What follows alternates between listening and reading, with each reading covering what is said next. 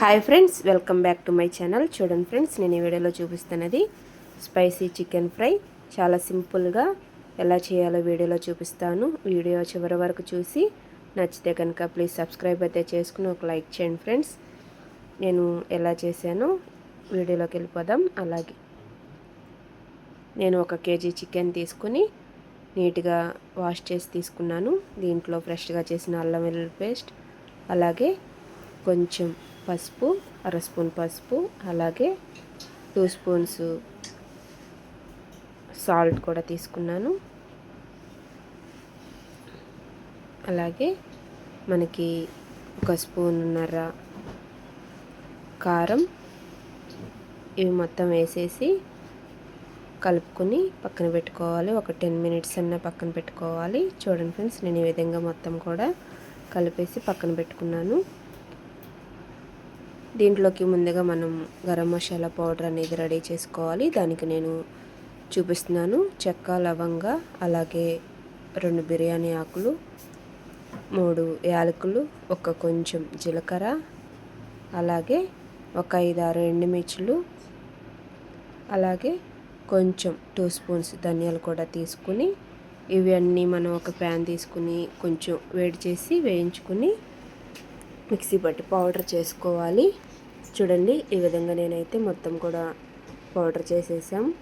ఇది పక్కన పెట్టుకుని స్టవ్ మీద ఒక కళాయి తీసుకుని దాంట్లో మనకి కర్రీకి సరిపోను ఆయిల్ తీసుకుంటున్నాను. నేను ఒక 3 స్పూన్స్ అయితే ఆయిల్ తీసుకున్నాను. ముందుగా నేను చిన్న 2 ఉల్లిపాయలు కూడా కట్ చేసి పెట్టుకున్నాను. ఇవి కూడా గోల్డెన్ కలర్ వచ్చే వరకు వేయించుకోవాలి. చూడండి, మాడిపోకుండా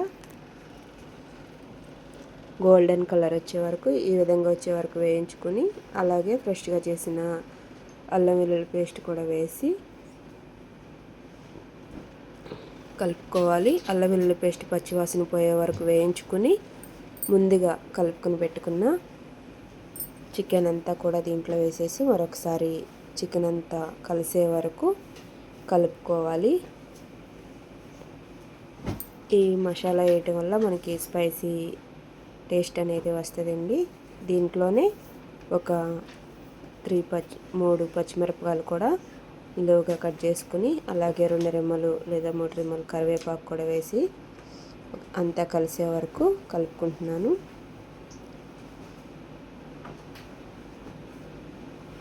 మనకి ఇది చారు కానీ, టమాటా చారు లేదా సాంబార్లో అయితే చాలా బాగుంటుంది.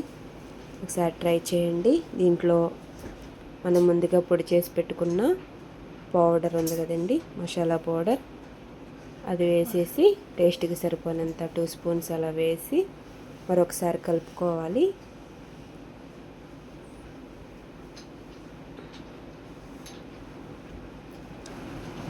అంతా కూడా ఒకసారి మొత్తం కలుపుకొని మరొకసారి దీంట్లో నేను కొంచెం మిరియాల పౌడర్ కూడా మళ్ళీ పౌడర్ చేసి వేసాను. అలాగే కొంచెం గరం మసాలా పౌడర్ కూడా వేసి అంతా మళ్ళీ ఒకసారి కలుపుకోవాలి. మనకి స్పైసీగా కర్రీ అనేది చాలా టేస్ట్గా ఉంటుంది. ఈ విధంగా చికెన్లో వచ్చే వాటర్ అంతా కూడా మనకి ఫ్రై అయిపోతుంది అన్నమాట.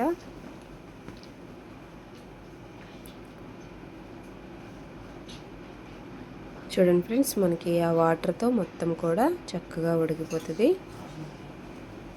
ఇప్పుడు కొంచెం మిరియాల పౌడర్ వేసేసి మరొకసారి మొత్తం కూడా కలుపుకుంటున్నాను.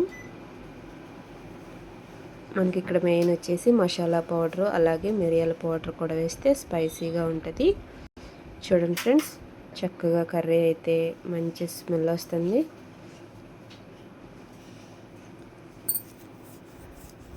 అంతేనండి. చూడండి, కర్రీ చక్కగా మనకి ఫ్రై లాగా చక్కగా అన్నంలో కలిసే విధంగా కర్రీ అయితే రెడీ అయిపోయింది. ఇలా పైన కొత్తిమీర వేసేసి అంతా ఒకసారి కలుపుకొని స్టవ్ అయితే ఆఫ్ చేసేసుకోవటమేను. చూడండి, ఇంతేనండి. ఈ వీడియో కనుక మీకు నచ్చితే ప్లీజ్ సబ్స్క్రైబ్ అయితే చేసుకుని ఒక లైక్ చేయండి ఫ్రెండ్స్. ఈ వీడియో కనుక మీకు నచ్చితే మీ ఫ్రెండ్స్కి షేర్ చేయండి. ప్లీజ్ సబ్స్క్రైబ్ అయితే చేసేయండి. Thank you for watching.